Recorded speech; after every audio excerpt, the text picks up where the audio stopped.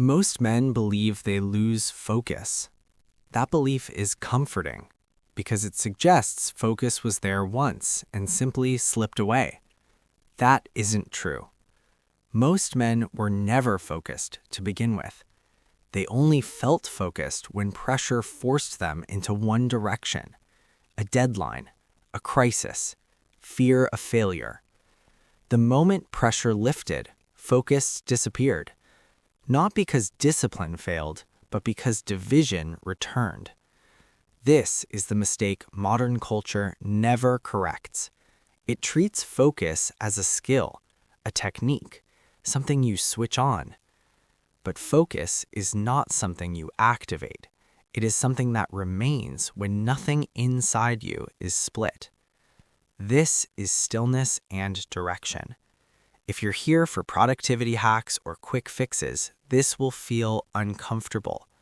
But if you want to understand why focus never lasts, no matter how motivated you feel, stay.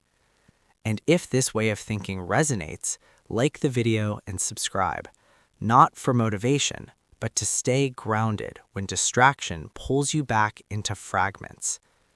Here is the uncomfortable truth. You don't lose focus. You live divided. Your attention is scattered because your life is scattered. You think about 5 things while doing one. You start tasks without closing others. You keep exits open everywhere. And an open exit is an invitation for distraction. Modern men live with constant mental escape routes. What if this doesn't work? I'll just check something quickly. I can switch later. These thoughts don't feel dangerous, but they destroy focus silently. Focus cannot survive where options remain open. This is why willpower never works long term. Willpower tries to force attention inside a life that is fundamentally divided. It collapses every time. The Japanese understood this centuries ago. They didn't ask, "How do I focus harder?" They asked, "How do I remove division?" Because division is what drains attention. The more paths you keep open, the weaker each step becomes. Modern men are proud of flexibility. They call it freedom. The Japanese saw flexibility as instability. They believed a man walking many paths belongs to none. This is why your focus feels fragile, not because you are weak, but because your direction is unclear. You are trying to concentrate while living in fragments, and fragments cannot hold attention. This chapter should disturb you, because it suggests your problem isn't distraction, it's how you live. In the next chapter, I'll show you the real cost of divided living and why every unfinished loop quietly drains your mind. This is where focus truly begins to make sense. Divided living does not feel dangerous. That is why it survives. It feels productive, efficient, modern, but it quietly destroys focus. Every time you start something without finishing it, you leave a thread open. Every open thread pulls at your attention. You don't feel it immediately, but the weight accumulates. Unfinished messages, half-decided plans, paused tasks. Your mind is constantly pulled backward and forward. This is why you feel tired without doing much. You are not exhausted from work. You are exhausted from fragmentation. Modern men accept this state as normal. Multiple tabs, multiple goals, multiple identities. And then they wonder why they cannot stay present. Presence cannot survive in a life full of loose ends. The Japanese saw this clearly. They believed attention leaks wherever completion is delayed. This is why they hated overlap. They finished one thing before starting another. Not because they were slow, but because they were precise. Modern men live in overlap. They eat while scrolling, they work while planning the next thing, they rest while worrying about what's coming. Nothing fully ends, so nothing fully begins. This is the hidden cost of divided living. You never enter a task completely because part of you is always elsewhere. Focus is not lost, it is never allowed to form. This is why productivity systems fail. They add tools to a life that refuses completion. They manage fragments instead of eliminating them. The Japanese did not manage fragments, they removed them. They believed a man should either be fully present or not present at all. Half presence was considered disorder. This idea offends modern sensibilities because modern men equate speed with competence. The Japanese equated completion with power. Completion quiets the mind. When something is finished, the mind stops pulling on it. When too many things are unfinished, the mind never rests. This is why focus feels temporary. The moment pressure lifts, unfinished threads reassert themselves, and attention collapses. This chapter should make you uncomfortable because it reveals something difficult. Your lack of focus is not a mental flaw. It is a lifestyle consequence. Until divided living ends, no focus technique will last.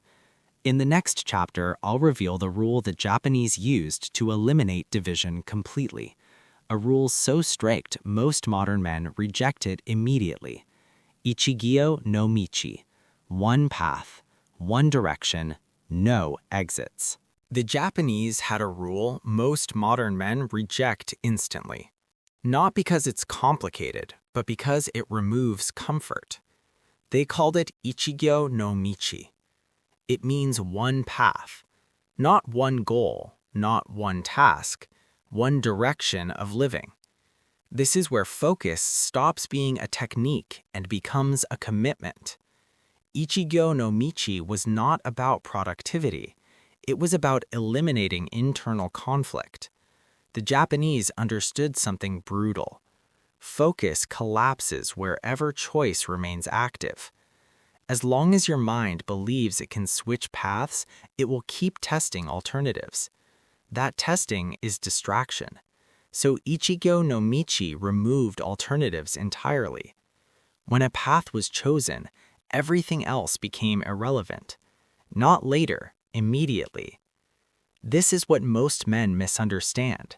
They think focus fails because they lack discipline. In reality, focus fails because they refuse to close doors. They keep backups, they keep options, they keep escape routes. Ichigyo no michi forbids this. One direction means if you are working, you are not planning something else. If you are training, you are not thinking about rest. If you are resting, you are not checking what you're missing. This sounds extreme. That's why it works. The Japanese believed divided attention was a moral flaw, not a productivity issue. A man walking two paths belongs to neither. This rule offended modern thinking because modern men equate freedom with choice. The Japanese equated freedom with commitment. Once the path was chosen, the mind relaxed because it no longer needed to evaluate. Evaluation is what drains attention. Ichigyo no michi eliminated evaluation. You were not allowed to ask, "Should I do this now?" That question was already answered when the path was chosen. This is why focus felt effortless to them, not because they tried harder, but because nothing inside them was undecided. Most men never experience this state. They live in permanent trial mode, trying something, testing something, keeping exits open. Trial mode destroys focus. Ichigyo no michi demanded finality. You commit, and then you live inside that decision. No constant reassessment, no emotional check-ins. This is why modern men quit here. They feel trapped, they feel restricted, but what they are really feeling is the death of distraction. Distraction fights hardest when it is about to lose relevance. Ichigyo no michi does not promise comfort. It promises clarity, and clarity costs choice. In the next chapter, I'll show you why resistance appears the moment you commit to one path, and why that resistance is not a sign of failure. It is proof that focus is finally forming. The moment you choose one path, resistance appears. This is not a coincidence. It is a signal. Most men see resistance and assume something is wrong. They feel boredom, restlessness, the urge to check, switch, escape. So they retreat. The Japanese did the opposite. They treated resistance as evidence that division was dying. Resistance only appears when old habits are losing leverage.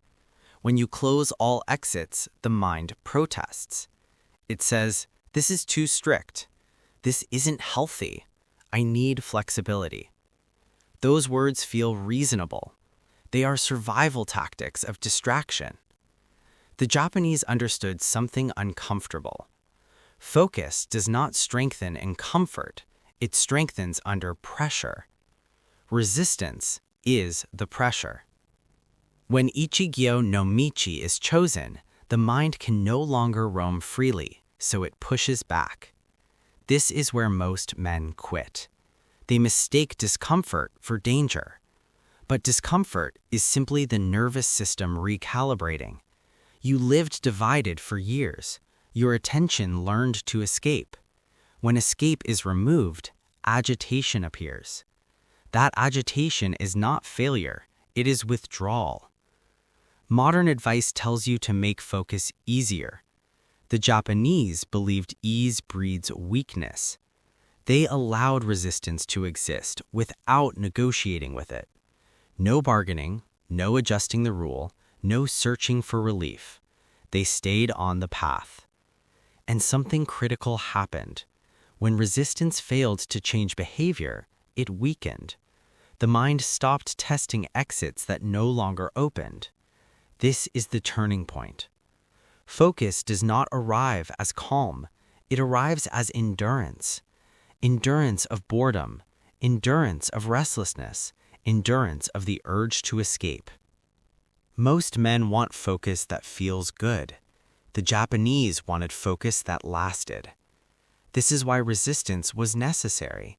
It burned away habits that relied on switching. If you never feel resistance, you never closed the exits. Resistance proves you did. This chapter should unsettle you because it removes another excuse. I'll focus when it feels easier. It will never feel easier at first. The path hardens before it smooths. In the next chapter, I'll show you what happens when you stay long enough that resistance stops defining your behavior. This is where focus stops being an effort and becomes identity. This is where most men never arrive. They survive resistance. They endure boredom. They stay on one path longer than usual. And then they stop. Because they still believe focus is something they do. The Japanese understood the final weakness.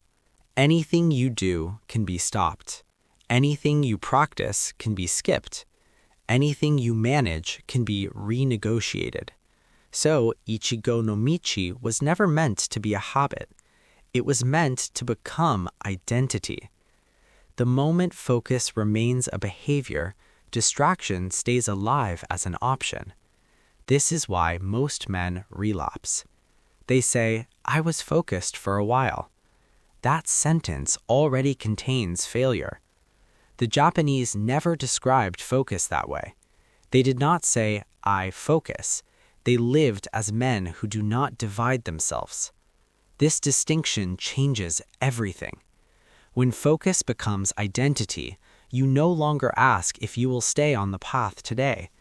That question no longer makes sense. Just as a disciplined man does not ask if he will break form randomly, a focused man does not ask if he will fragment himself. It feels incorrect, not difficult, incorrect. This is where negotiation ends. No internal discussion, no evaluation of mood, no checking motivation. Action follows direction automatically. Modern men never reach this stage because they protect flexibility. They want the option to change their mind. The Japanese gave that option up willingly because they understood the cost. Flexibility keeps distraction alive. Identity kills it. This is why Ichigyo no Michi feels heavy at first. You are not just choosing a path. You are removing the right to reconsider constantly. The mind resists this fiercely because its favorite activity is evaluation. Should I continue? Is this still right? What if there's a better option? Those questions sound intelligent. They are the voice of division. The Japanese silenced that voice by refusing to answer it. Once identity locked in, focus stopped requiring effort. There was no more resisting distraction. Distraction stopped fitting. Like wearing the wrong uniform, like speaking the wrong language. This is why the Japanese believed discipline should be lived, not enforced. When focus becomes identity, you don't need rules everywhere. You carry the rule inside you. This chapter should feel confrontational because it removes the last illusion that focus is something you temporarily maintain. It isn't. It's something you become. And once you become it, there is only one thing left. In the final chapter, I'll show you the state the Japanese reached where distraction no longer even attempts to return. Not because it's fought, but because it no longer belongs. This is where focus stops being something you protect, because there's nothing left to protect it from. When Ichigyo no Michi is lived long enough, distraction doesn't fade dramatically. It simply stops making sense. The Japanese reached a state where attention was no longer managed. It was inherent. There were no reminders, no systems, no tricks. Because tricks are for divided men. At this stage, the path is fixed, not rigid, inevitable. When the path is inevitable, the mind stops offering alternatives. There is no debate. Debate only exists where outcomes are undecided. The Japanese understood something most men never realize. Distraction is not temptation. It is uncertainty expressing itself. When uncertainty disappears, distraction loses its voice. This is why focus finally becomes permanent. Not because you are strong, but because there is nothing inside you pulling in another direction. Thought, action, and identity are aligned. The mind no longer needs to interfere. This is what outsiders mistake for calm. It is not calm. It is resolution.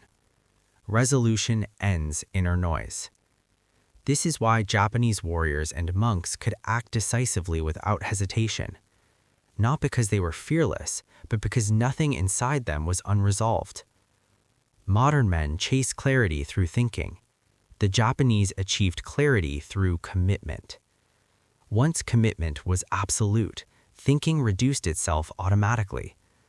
This is the final illusion that collapses, that you must constantly defend focus. You don't. You must end division. When division ends, focus does not require effort. It becomes the default state. This is why men who live Ichigyo no Michi do not burn out. Burnout comes from internal conflict. Conflict disappears when direction is singular. This is not a method you apply during work hours. It is a way of life. Where you are is where you belong. What you are doing is what you do, fully. No mental exits, no parallel lives, no unfinished identities. Once lived this way long enough, distraction stops knocking, because there is no door. This is the end of the path. Not improvement, not optimization, unbroken attention. And once attention is unbroken, life itself feels lighter. Not because it is easier, but because nothing inside you is fighting it anymore. This is Ichigyo no Michi, not focus as effort, focus as inevitability.